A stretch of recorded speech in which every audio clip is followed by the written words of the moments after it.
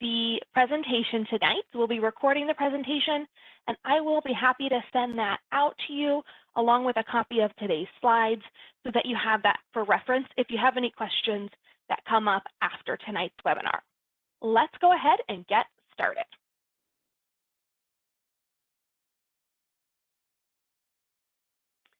Great. Today we are going to cover the mortgage process.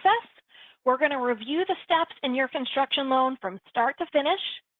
We are going to talk to you about how you can qualify for that mortgage, just some basic guidelines on what might be needed, including credit score, credit history, and things like your debt to income ratio. We'll be covering private mortgage insurance, and that's something that can help you build with less than 20% down. We'll also go into our down payment and closing costs, what they are, why you need them, and when you're building, how land equity might come into part of your mortgage. Then we will cover our loan options and touch just a little bit on the end of the process there for you. Let's get started by taking a look at an overview of our mortgage process. So on this slide, it does look like there are a number of steps. Chances are that you knew you were going to be getting into a bit of a process when you did a construction loan or any kind of mortgage. And I hope that this can serve as kind of a roadmap to how you're going to get to that last step there, having your construction complete. So we are going to go through each one of these to give you a little bit more information, but let's take a look at the overview. We're going to start with an application. You're going to move on into a contract either for your land or for an existing structure. You're going to provide some build plans to your mortgage originator so that they can get an idea of what that house that you want to build is really going to look like. That will help your appraiser determine the value for the property. We'll also do a title search to make sure everything's in order legally for you to purchase and build. You'll get homeowners insurance to insure your new property, and then you'll get to your closing. It's after the closing that the construction begins. Your contractor begins to get their draws, and before you know it, your home is complete. Now, I went through that pretty quickly, so let's break it down a little bit more detailed so you know how to navigate each of these steps. And also be aware that your mortgage originator has done this lots of times, and they are going to be with you every step of the way. So they will keep you on track and make sure that you know what's going on. You won't be navigating this alone. I think that's really important to remember. Okay, so we're going to start the mortgage process with our application. I'm breaking this application process down into 3 parts to reflect how everyone kind of works through the process. Many people will start with a pre-qualification, and that's really the first steps to determine your path forward. You can talk to your mortgage originator or do some calculations online if you're applying online to figure out where you might be in terms of cost, loan amount, estimate your payments. Now, I do recommend talking to a mortgage originator, although there are great tools online to really get the benefit of their experience and help you to determine what loan might be the best fit for your needs.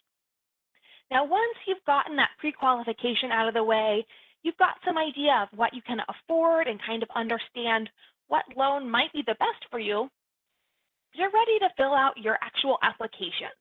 And we can do this online or by phone. So our mortgage originators right now, due to the current health situation, are working from home, but they are more than happy to meet with you by phone, go over this application process, and help you get what you need. Of course, you can do it 24 hours a day online through our Mortgage Click system, which we'll talk about here a little bit towards the end of the presentation. And that's going to give you an opportunity to provide your personal information on employment, income, and credit details will be a part of that, as we will pull a credit report as part of that application. When you submit your application, we're also going to ask you for some supporting documentation. So that includes things like pay stubs, W-2s, asset or otherwise known as account statements for your savings and investments. Having all of these supporting documents available when you make that application can make the process so much easier for you. So we do recommend that you spend a little bit of time to gather those so that you can submit them when you submit that application and get right off on a good start. You can submit your supporting documents online. If you're using that online application, there is a portal that you can upload them to. You can also send them to your originator through our secure email system. Or if you'd like to drop off copies, you're more than welcome to do that. We do still have our branch lobbies open, and we're happy to receive those and can make sure that they get to your mortgage originator. The last part of your application process is going to be to review and sign your disclosure. These are really important documents that can help you learn even more about what this loan process is going to look like. We do have electronic signing available so that you can sign those from home on your laptop or on your phone and make sure that you get them back to your originator quickly and have a nice electronic copy for you to refer back to whenever you need. When we submit the application, the next step is going to be for our mortgage originators and our underwriters to take a look at that to offer a pre-approval. So pre-approval is just basically an offer to lend a specific amount based on your income, your credit, and your down payment.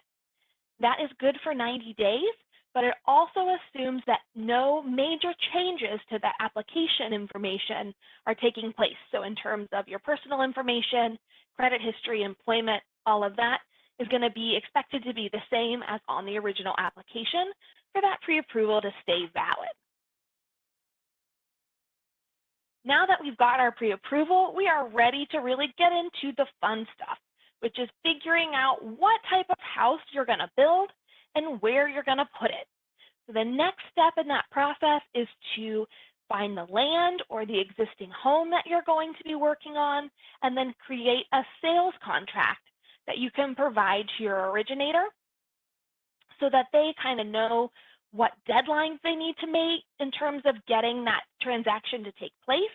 And then they can also get details about the land itself or the home that you're purchasing. So I did say you can buy an existing structure for part of your construction loan. And you might think, well, I wanted to build this from scratch, which is certainly possible too. And we'll talk about build plans in just a second. But I want to make sure that I emphasize if you are using a construction loan to purchase an existing home, it's going to be something that really is a fixer-upper, right? It's going to need some pretty major repairs, not kind of minor cosmetic repairs. And the reason for that is the changes that are going to be made to the home are going to need to reflect an increase in value so that the amount that you're paying for those updates to be done are going to increase the value of the home so that it's equal to your loan amount. When we get to the appraisal, we'll talk a little bit more about how that works in just 1 second. We're going to touch a little bit on build plans because that will also be part of our appraisal conversation in just a moment. So because your house in most cases for a construction loan really doesn't exist yet, your mortgage originator is going to need some detailed construction plans. And these are usually provided by your builder, and they include things like a floor plan, finishings in terms of whether you have carpet, laminate, tile, countertops. It also includes how your contractor is going to want to be paid. So what funds they're going to need for each stage of the construction. Now, your builder is going to be doing the work on the property. We are not going to have individuals kind of doing a self-build. So as part of this build plans process, we're also going to ask for some due diligence on your contractor. And that really is just to investigate the stability of the builder's business. And that's in an effort to protect you as the homeowner from an unfinished build. I think the last thing that anybody wants to deal with is a half-built home and a mortgage that needs to be repaid on something that you can't live in. So the builder due diligence system is put into place so we can try and make sure that this individual is going to be able to complete this build for you, and you're going to be able to reap the investment that you're making with this loan. With these plans and any details on the land that you'll be building on, we're going to move to our appraisal section. So the appraisal is going to be based on the market value of the home. And that market value is going to be determined on the land and the build plans. That's why we ask for those build plans to be as specific as possible, because our appraiser is going to take that information, they're going to go out to the site, and they're going to kind of envision your new home. And they're going to predict a value for what that home will be worth once it's built. Just like if you're buying an existing home, we will also use comparables, so other homes that are of a similar type of build, maybe in a similar situation, to determine what that home really will be worth when it's done. For the appraisal, the credit union will request that through our third-party appraisal vendor. Neither the borrower nor the lender gets to choose who does that appraisal, because it really needs to be an unbiased assessment of the property and of the value. And so we hand that over to a third-party company to remove any undue influence. Once the appraiser has been out to the site, they've been able to create that market value approach for you. They'll provide a report to our underwriting staff, and they'll review that to make sure it contains all of the information that it needs before it's provided to your mortgage originator, and then your mortgage originator provides that to you. Right now, because everything that's going on with the current health situation and also with a pretty busy mortgage market, the timeline for an appraisal is about 2 to 3 weeks in Athens County. Now, keep in mind, it could be a little bit longer if you're building in a larger city or an outlying county. So just to kind of give you a heads up on what that timeline might look like. Along with the appraisal, we're also going to get started on a title search after we've got the details of your property.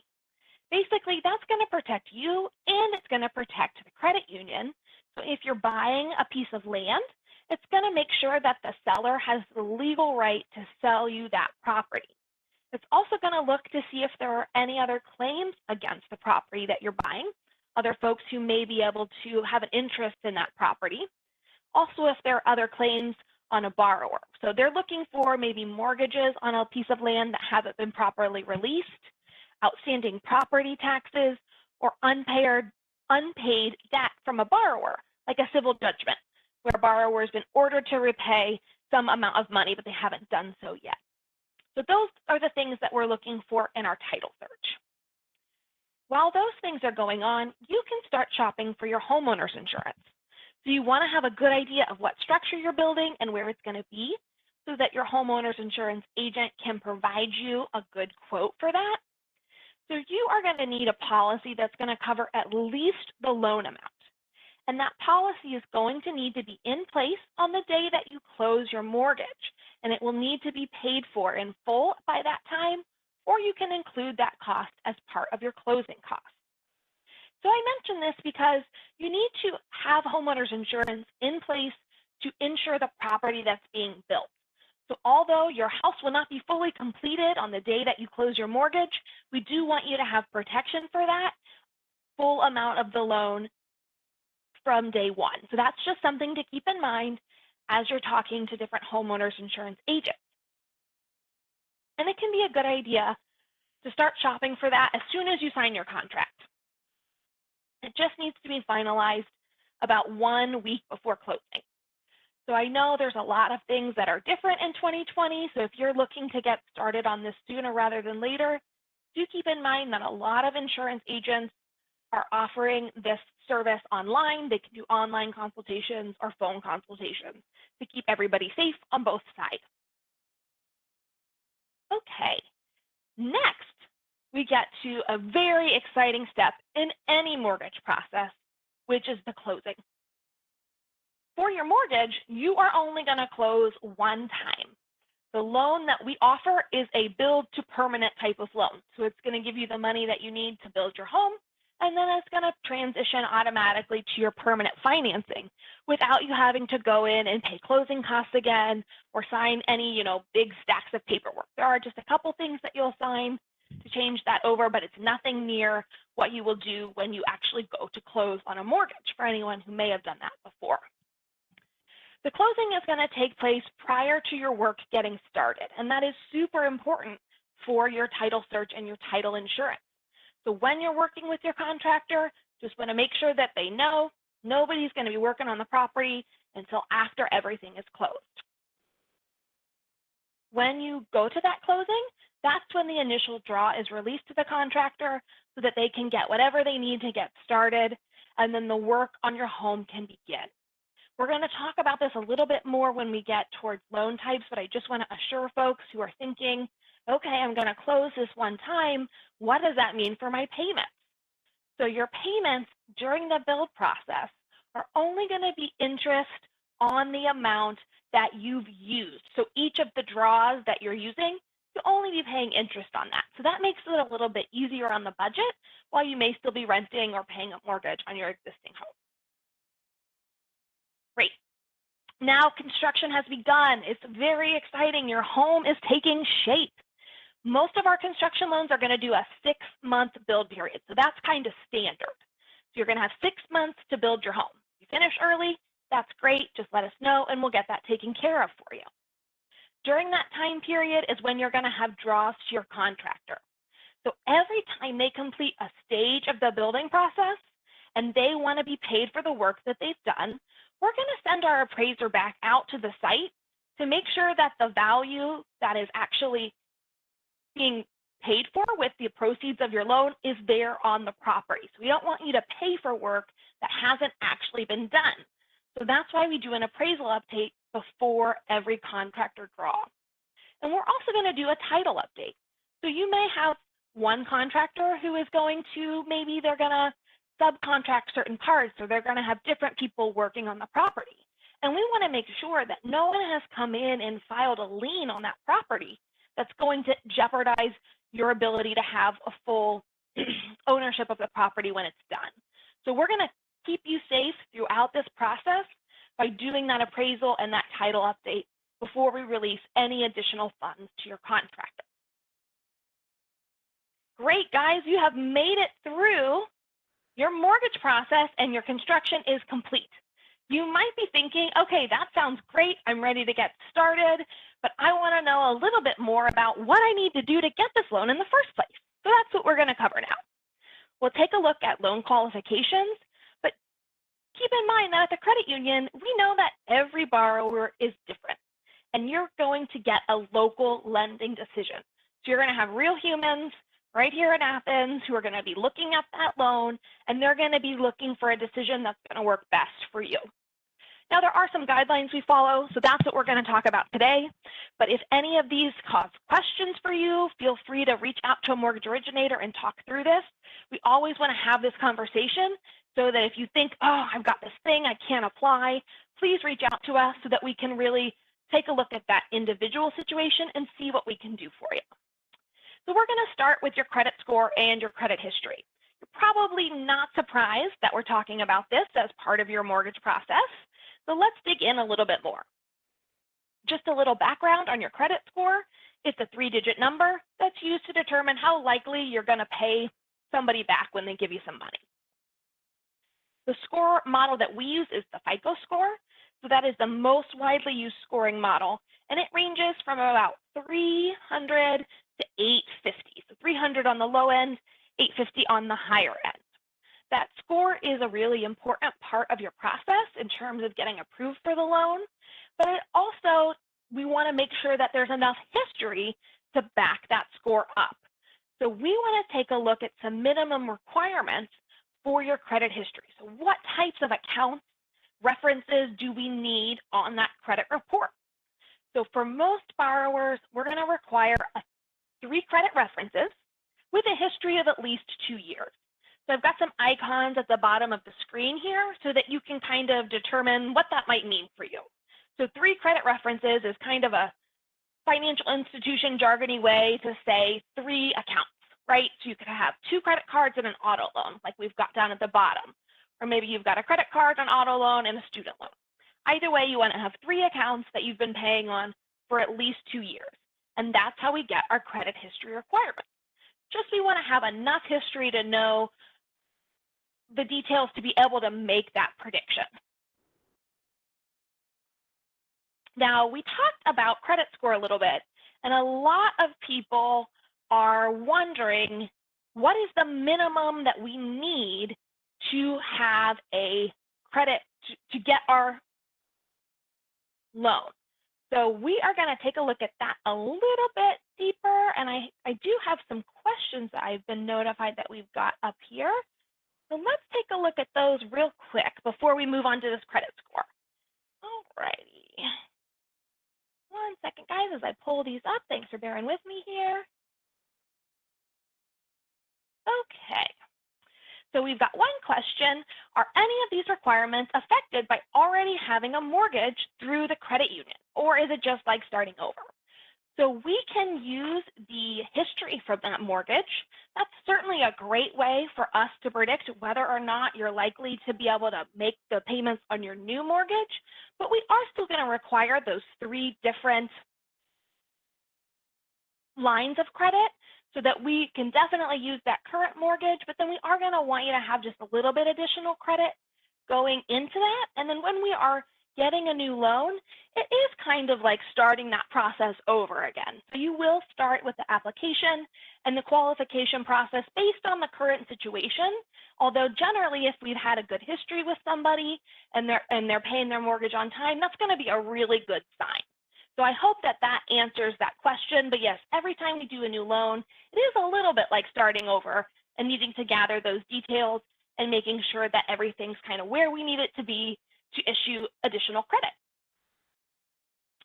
So we'll kind of go back to this credit score question, which is, what is the minimum score that's needed? So in general, we say that 660 is going to be your basic kind of rule of thumb credit score. But if you know that your score is maybe a little bit lower than that, or you've been working on rebuilding, then it's certainly okay to come in and talk with your mortgage originator, or actually probably do it by phone at this point, to have a conversation about what might my options be with where I am, or how can I get to the place where I want to be in order to build that score. So 660 is going to be our minimum. And this number also has some really important implications when it comes to our private mortgage insurance, which we're going to talk about in a little bit more detail. But I want to just show you this slide while we're talking about our credit scores to get a little bit of an idea. So of course, whether or not we're going to have the ability to get a loan can be dependent on our credit score, but it's also going to influence our down payment and whether or not we can get private mortgage insurance. So for private mortgage insurance companies, they kind of have a cutoff at that 660. So if we look at what that means for our down payment, let's do some easy math and we'll look at a purchase price of $100,000. So if I can get private mortgage insurance, I can put as little as 5% down. So on a loan of $100,000, that's $5,000. Now, if I don't have a credit score of 660 or above, I'm probably not going to be able to get private mortgage insurance, which means I'm going to need to have that full 20% down. And that's going to put me at $20,000 on a loan of $100,000 versus $5,000. So hopefully this information kind of helps us see why that score can be so important in this process. The next really big part of your qualification is going to be your debt to income ratio.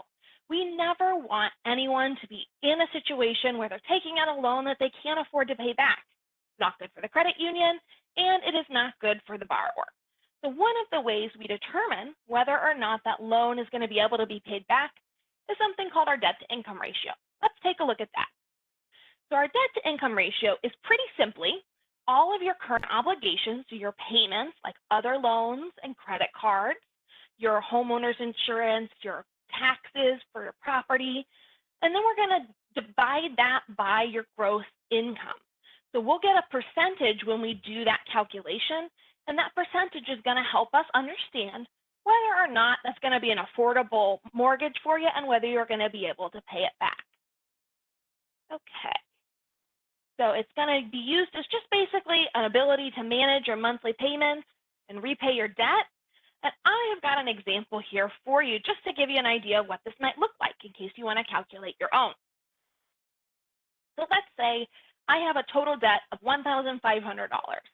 My homeowners insurance, my property taxes, my new mortgage payment, my car loan, and I've still got a student loan. That's all in my $1,500 total debt.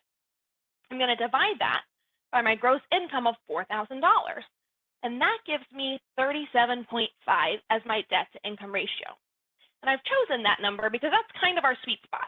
37.5 is a real good place to be, and it's very likely that you're going to be able to make those payments at a 37.5 debt to income ratio.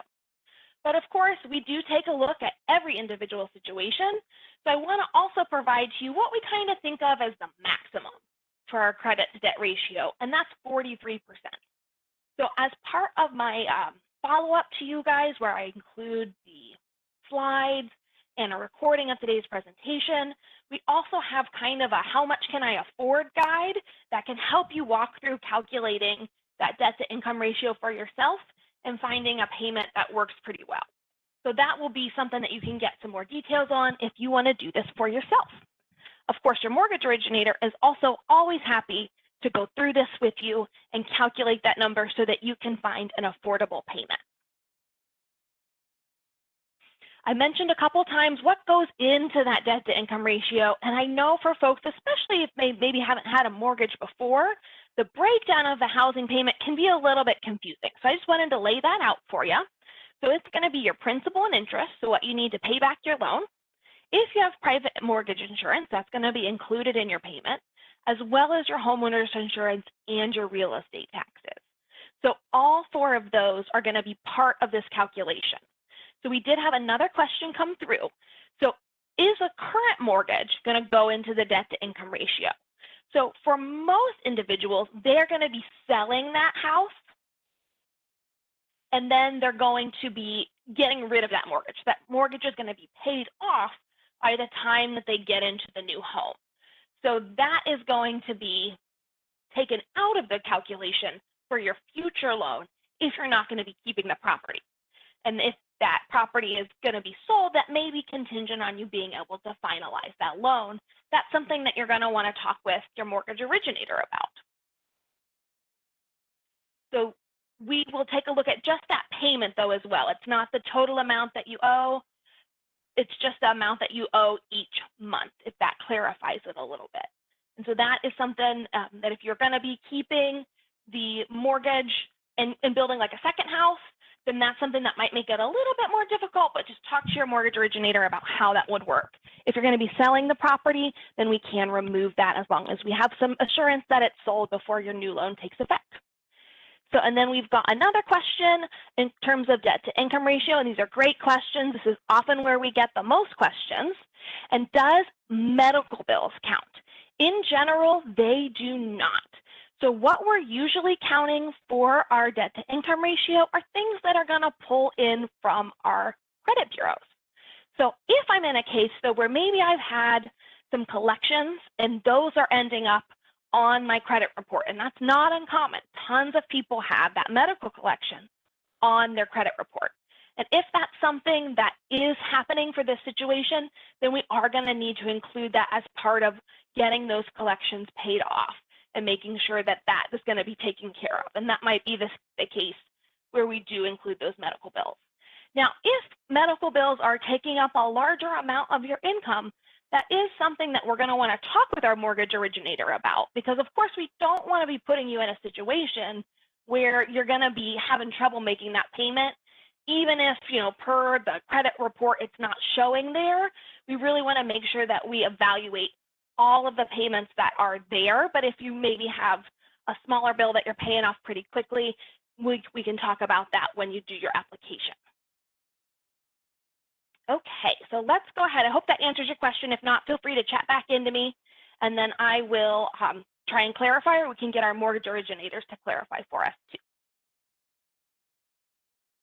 All right, we've made it to private mortgage insurance. So this is a really great opportunity for folks who maybe don't have that 20% down to get started on their dream home. So it's going to allow for a smaller down payment, And it's very easy to manage because it's just going to be part of your monthly mortgage payment that you make to the credit union. So this is going to be a requirement on all loans that have less than 20% down. And a lot of times when I get to this section, people want to know, okay, so I don't have 20% down. I want to get building. I want to be able to get this started. Do I have to have this forever? Like, I know I'm going to need it for a little while, but am I going to have this for as long as I have my loan? And the answer, thankfully, is no. So your private mortgage insurance is going to automatically be removed after you've met certain guidelines. So it does need to be on the loan for at least 2 years from the date that you take the loan out. And then the property also needs to be at 78% loan to value, which means the property is worth, your loan is only about 78% of the whole value of that property. And so that's something that will happen as you just go ahead and pay that loan down. You're making your regular principal and interest payments. You will just be reducing the amount that you owe and building your equity. And when you get to 78%, that's the magic number, and your private mortgage insurance will be removed. If you are in a situation where you're going to be having private mortgage insurance, another thing to keep in mind is that the insurance companies do want to see about 2 months worth of total housing payments in reserve. So you'll want to have a little backup in your savings account so that you can make sure that you're going to be able to make those payments if you have a kind of a shorter term income disruption. All right, guys. Great. So we talked about private mortgage insurance, and that really ties in very closely to our next section, which is our down payment. And then we're going to talk a little bit more about closing costs as well. So your down payment is your stake in the property, right? It's your personal investment. So when you make a higher down payment, you have a lower monthly payment, basically because you've got a lower loan amount. And that's going to help you save overall on the total cost of your interest. So the down payment is due at closing, but it's going to be part of your application process. And we're going to verify that the funds are there because we really want to make sure that we're not going to get to closing and we're going to have a problem coming up with the amount that we need for that down payment. That's not fun for anybody. So when we do our application, we'll talk about down payment. We'll get some of those account statements to make sure that the funds are going to be available. And some of our down payment requirements are listed on this slide. So for a stick build or like built from wood from the ground up, stick build home, it's going to be a minimum of 5%. This also is for a modular home. So if you're buying something that's going to be delivered and kind of assembled there, then you can do a 5% down payment. Of course, you'll have the private mortgage insurance on that. If you're going to be having a manufactured home, generally we're not able to get private mortgage insurance on that, so the minimum down payment will be 20%. Now, you may have owned your property for a period of time already, and you can have some equity built up in that property. And you can use that as part of your down payment, which makes this a little bit easier for folks. So the way that we will do that lot equity is going to depend basically on how long you've owned the property. So if you have owned it for at least 12 months or more than 12 months, you're going to be able to use the full appraised value of that property if it's owned free and clear. Now, if you have owned it for more than 12 months, but you have a mortgage on that, so you're still paying on that, then we're going to subtract out the amount of that mortgage to determine the actual equity that you've built up in that land. If you've owned the land for less than 12 months, it's going to be the purchase price of the land minus any kind of existing mortgage on that property. Now, when we say the purchase price, though, we are going to do an appraisal of the land as part of your overall appraisal, and it does need to support the value of the land. So unfortunately, if you've paid a little bit more than the land is worth, we're going to still need that appraisal value to say that, yes, the land is worth this amount to be able to use that as part of your lot equity. We can also use gifted lot equity in some cases. So that is going to be a gift from a relative. No sale should have been recorded in relation to that. and the deed must be recorded in the applicant's name, so in your name, by the day that you make the application. And in the case of gifted lot equity, that full appraised value can be used. The last one that we've got on here is gifted funds. So again, that's something that you're going to want to talk to your mortgage originator with. If you have a relative who's going to be generous and give you some funds to get this home started, make sure that you include that as part of your conversation around the down payment. So if there are any other details you need to be aware of, you and your mortgage originator can have that conversation.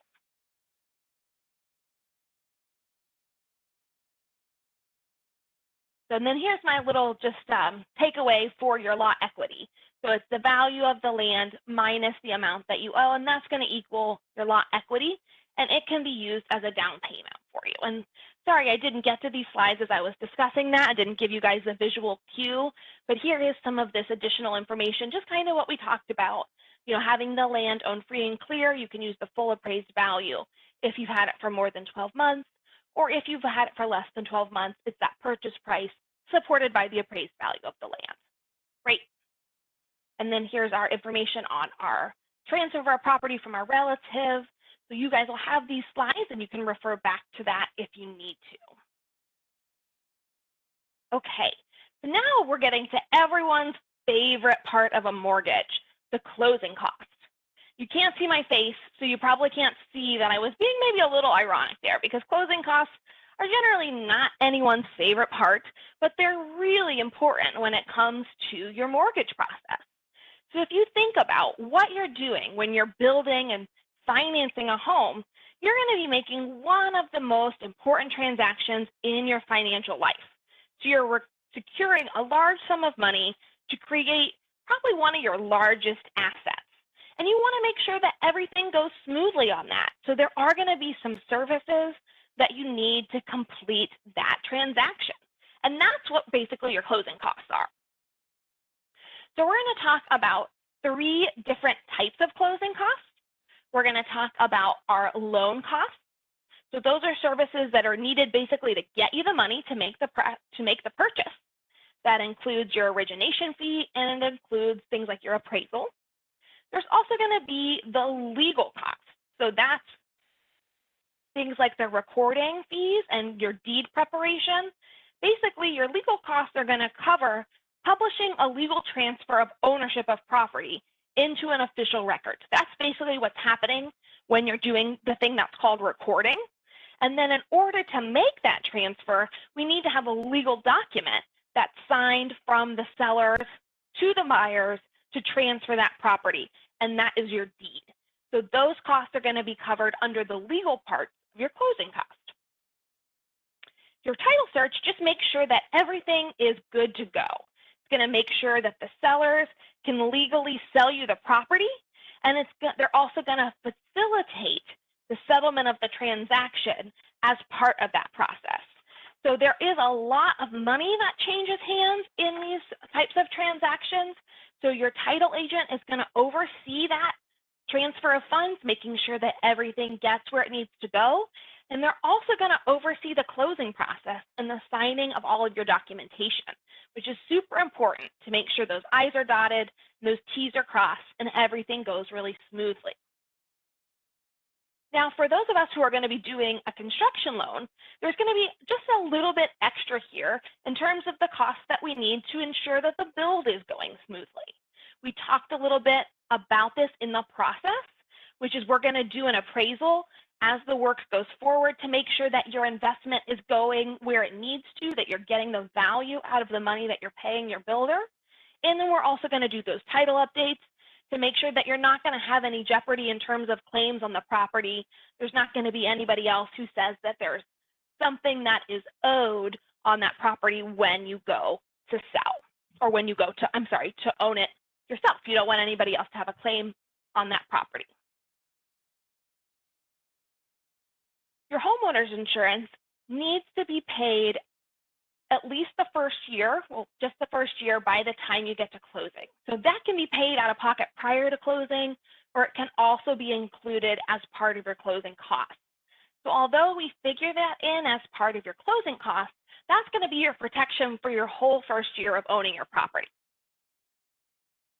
So when we get to our total costs for our closing, we're going to have those dependent a little bit on these separate variables, which are like your loan type, your credit score, and those closing costs are going to be paid when you get to closing, and they need to be from verified funds. Because unfortunately, in the eyes of the regulators, having the money in your account doesn't necessarily mean that it's funds that you own. So just having it in the account is not always good enough. They kind of want to know where it comes from as well. So generally, we will verify funds by making sure that we can trace the source of those. If someone is saving up for their down payment or their closing costs with cash under their mattress, it can really slow down the process because the funds need to be in your account for a minimum of 2 statement cycles in order for those to be considered your own verified funds. So something to keep in mind for those of us who like to deal a little bit more in cash. Now we're going to talk a little bit about the loan options. I hope that you really understand the process, how you're going to qualify, what you might need in terms of down payment. And now we're going to think about which type of loan might be best for you. We're going to jump in right here. I do have a question that just came in, so we're going to answer that one. So you see there are different types of FICO scores. Which one does OUCU use? So for the mortgage, we're going to pull from all 3 bureaus. That's Equifax, Experian, and TransUnion. And I'm going to have my mortgage originators jump in and correct me if I'm wrong, but I believe we use the FICO 8 score, which is going to be really the most common type of score that you're going to see out there. So if you're trying to figure out how that score is calculated, myfico.com actually has a lot of really interesting and helpful information that's going to be applicable to the type of score that the credit union is going to use. We also have a bunch of resources on our website, including a really cute video of a squirrel who will explain to you your credit score. I happen to be one of my favorite. So you can take a look at those tutorials in order to get a good idea of what that score might be made up of and how to build or improve that score if that's something that you're interested in doing. And I'm going to, when we get to the end of the presentation here, I will pull up the link to that kind of online educational portal that we have for OUCU so that you can take a look at that if you want to learn a little bit more about credit scores. Also, I really think they're kind of fascinating, so you can always feel free to ask me anything you want about credit scores, and I will do my best to answer. Okay, let's go back to our loan options. We're going to talk a little bit about what types of structures can we finance at the credit union. So for your construction loan, you're looking at a single-family home, okay? That single-family home can be stick-built, it can be modular, or it can be a manufactured home. Now, when we get to manufactured homes, they do need to be on a permanent foundation, and they need to be considered real estate. So in some cases, well, most cases, when you buy that manufactured home, it's going to have a title, and you're going to need to have that title transferred into a piece of real estate and hand that over to the recorder's office, I believe it is, so that you can have that considered a piece of real estate in order to finance with a credit union. Okay, so our financing options are adjustable rate mortgages for the credit union. And I know that the adjustable rate can be a little confusing to some people, and sometimes they get a little nervous about it for a reason, because the rate could change. And I understand that that can make people a little bit nervous. So before we get into the details of this loan, I want to make sure that first we go over exactly what this means, right? So what is an adjustable rate mortgage? So it's going to be, it is going to be a fixed margin with an index that changes. So there's going to be a wider index, so it's something that is going to be part of the general financial markets, and that is going to be the item that might change. And then we're going to add something to that, and that is called the margin. So then when we think about how that adjustable rate can change, we've got some assurances of how that's going to be calculated. And understanding how that's calculated, I think, can make these a little bit easier to deal with. So we've got our index, which can change, and our margin, which won't. So if we look at these, I've got my mortgage originators chiming in, and I apologize that we do have some incorrect rates on this slide. So I will get those changed before I send this out to everybody. But also, we're going to use this as an opportunity to see what a great opportunity it is to finance now, because the rates are lower than they were when we did this time last year. So for our 3-1 adjustable rate, in order to understand how this is going to work, we've got that rate of 3%, not 3.75. So 3% is our current rate for this loan. And that is going to stay the same for the first 3 years. So you're not going to have to worry about any changing for that rate for the first 3 years. And then every year after that, it could adjust depending on what happens with the index. So if you take a look at that, you can see what a great time it is to be part of this process, because these rates are quite a bit lower than they were even last year. So then we've got our 5-1 adjustable rate mortgage, and that's currently at 3.25%. So again, a bit lower here than we were looking at, and it is a fixed for the first 5 years, and then it can adjust every year after that if the index changes.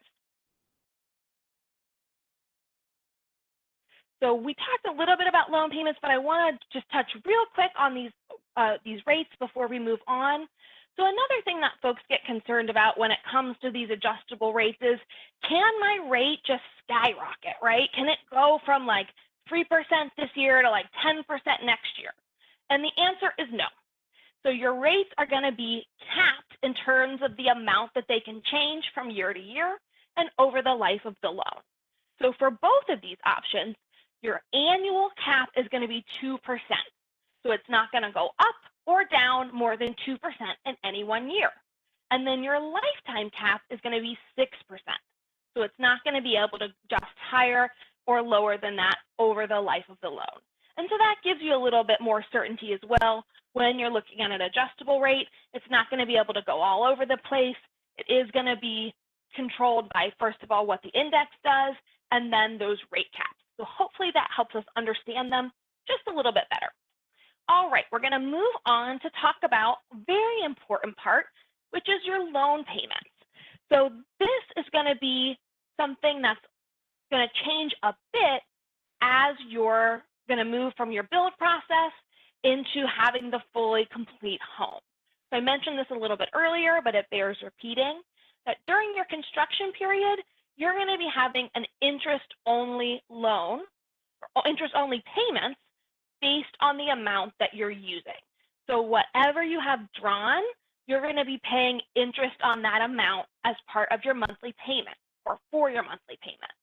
Then after the loan is complete, you're going to transition to those full principal interest payments that you were kind of talking about probably at the beginning with your mortgage originator to make sure that you could afford those.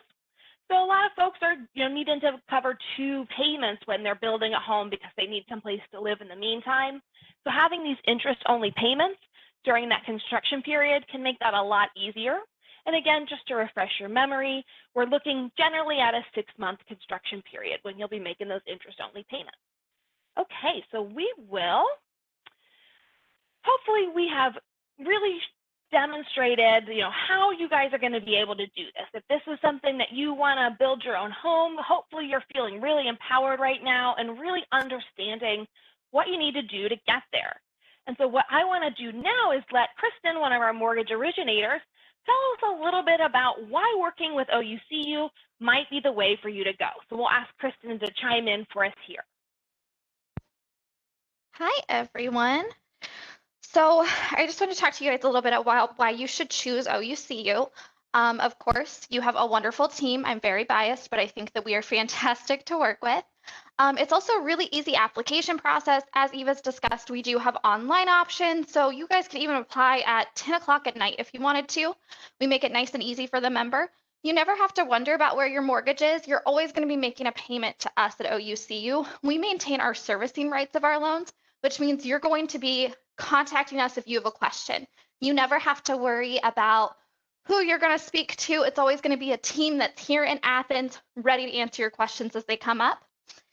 We have convenient payments through online banking. You guys can actually monitor the loan throughout the life of the loan. So you can actually see that balance reducing as you go along. You can always do extra payments and see those get applied in there. It makes it nice and easy for you. We're also the top mortgage lender in Athens County. So there's a reason why we're there. I think we have awesome service, but also people really trust us. So, you know, chances are you guys probably know somebody who has done a loan with us at some point. Talk to them. I'm sure they'll tell you it's a wonderful experience, but honestly, OUCU, we're here for you. If you ever need anything, that's what we're here for. We are a great team. We're more than happy to answer any questions and help you guys along throughout the process. It is, of course, a really big step building or buying a home.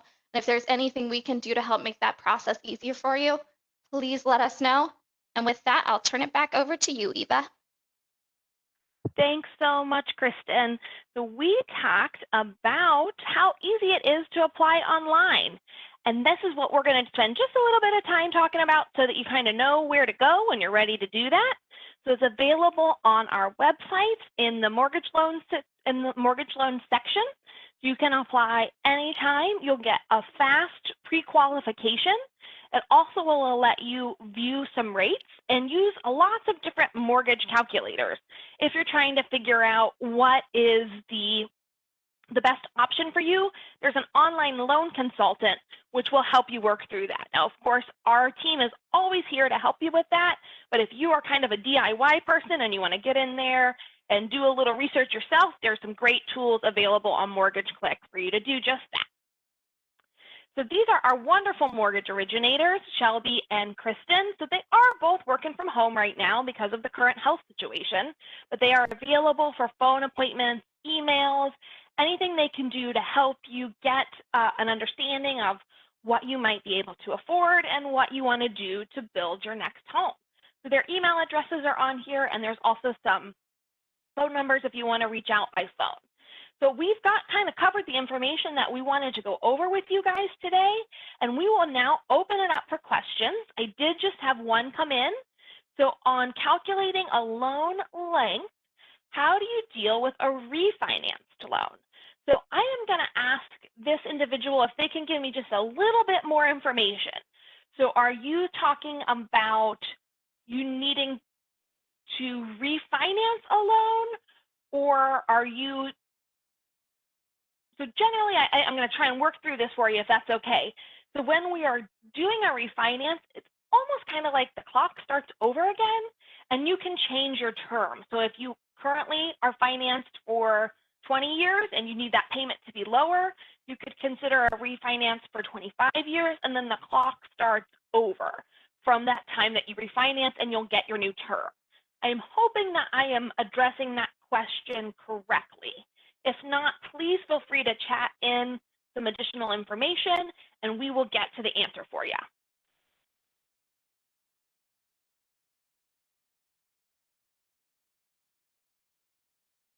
Okay, we've got some more. So monthly debt divided by monthly income. Yes, great. So and then it looks like we've had some folks coming in talking a little bit about an adjustable rate. And yes, they do go down during the adjustment period. It just depends on what that index does. So, and then we said, so yes, we know they're able to go down, but do they ever actually go down? And yes, they do actually go down. So and again, I'm going to ask my mortgage originators to check me if I am incorrect. So our current adjustable rate mortgages are based on the 1-year treasury. So the average rate for a 1-year treasury. And that has gone down since the pandemic. So if you had an adjustable rate mortgage that you took out with us 3 or 5 years ago, depending on that adjustment time period, and your index went down, then yes, you would be seeing a reduction in that rate. So hopefully that answers that question. Will OUCU finance a construction project that is out of state? Unfortunately, we are not able to finance real estate outside of Ohio. Yes, and so It is definitely linked. We're talking again about the adjustable rate mortgages. It is definitely linked to something that is solid, a broader financial indicator. So ours, I believe, and I haven't been corrected yet. Oh, we've got an affirmative. Ours is the 1-year Treasury note. So whatever the 1-year Treasury is paying when you get into your adjustment period, that's going to be your index. So when it resets, it's going to be whatever that number is plus your margin.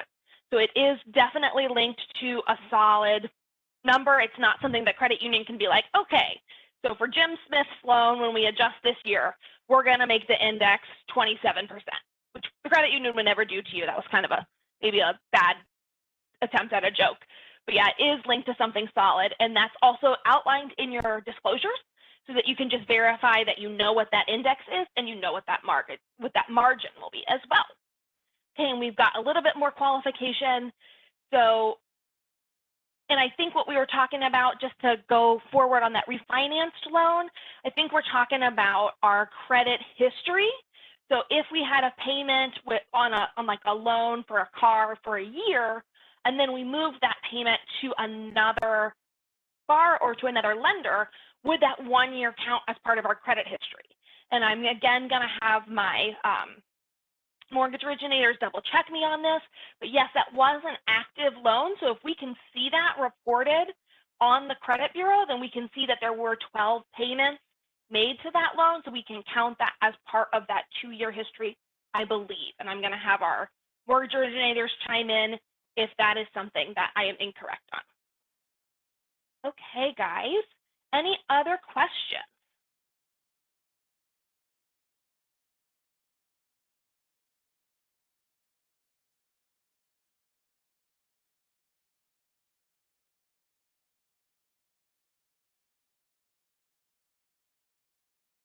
I am not seeing anything come in right now. If you are on your way out, if you've got your questions answered, you feel like you've got the information you need, I just want to say thank you so much for joining us tonight. As you exit out of the meeting, there is an opportunity for you to take a survey, and I would really love to hear how we did tonight. If there's anything that you would like for us to do differently, if there's topics that you want to see us cover, that's really important to us. We want to make sure that these are valuable experiences for you. So please feel free to complete that survey on your way out and let us know what you think. And I will go ahead and keep the meeting open for just a couple more minutes to see if we do have any questions that are coming in.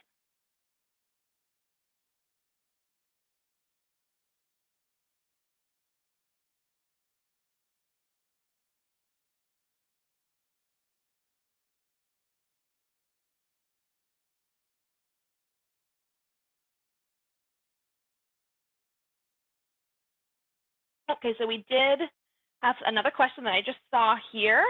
So there's been bad luck with contractors around here. If I need to fire a contractor, what happens? Even worse, if there is a need for a lawyer and things go really down south, do you provide legal assistance? So I am going to ask one of our mortgage originators to try and give me some information on this. So we don't provide legal assistance.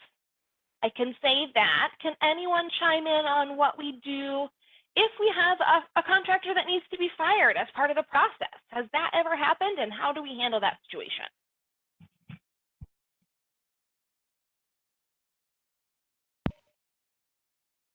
I'll chime in on this. Hi, I'm Laura, everyone.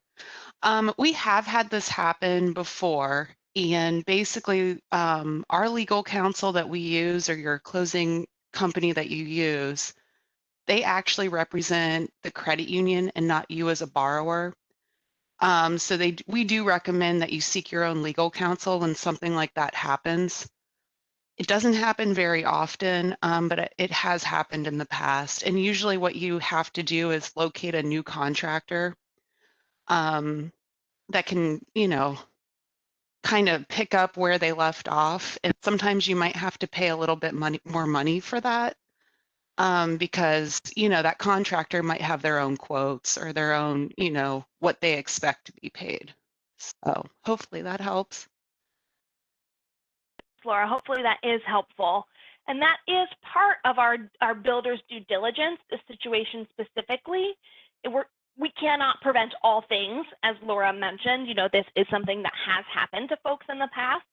But part of what we do with that due diligence is try and find folks that we have maybe worked with before or have a good history in the business of building homes for people, so that we do try and take some precautions prior to entering into that type of situation to prevent it as best we can. And of course, you can't eliminate all risks from these things, but that is why we have that builder's due diligence as part of this in the